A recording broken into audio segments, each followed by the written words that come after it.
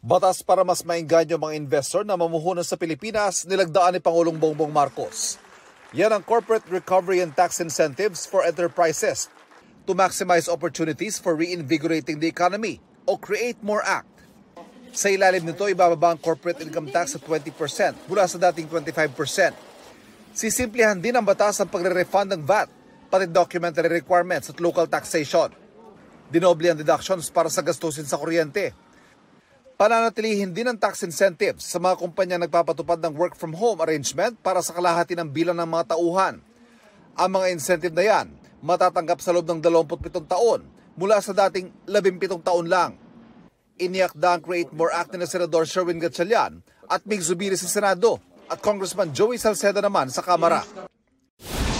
Mga retailer na nagbebenta ng halagang 42 pesos kada kilo ng bigas sa Metro Manila, dumami.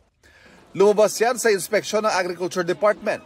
Kasunod ng kasunduan nila sa mga market association na limitahan sa 3 to 5 pesos kada kilo ang kita ng mga retailers regular 12 milled rice. Good news yan para sa mga mamimili. Pero ang ilang retailer nagrereklamo dahil kakaunti na lang ang kita. Ayon sa DA, nakipag-ugnayan sila sa mga supplier ng bigas para makarating sa mga pamilihan ng supply sa mas mababang presyo. Big time oil price hike ipatutupad bukas. 2 pesos and 10 centavos ang dagdag sa kada litro ng diesel.